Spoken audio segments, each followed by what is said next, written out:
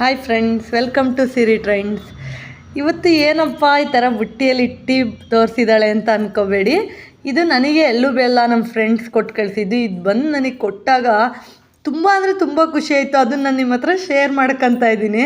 ಇದು ನಮ್ಮ ಸ್ಟಾಫ್ ಕೊಟ್ಟಿರೋದು. ನನಗೆ ಎಷ್ಟೊಂದು ಜನ ಪ್ರೀತಿ ತೋರಿಸ್ತಿದ್ದಾರಲ್ಲ ಅಂತ ನಂಗೆ ತುಂಬ ಖುಷಿ ಆಗುತ್ತೆ.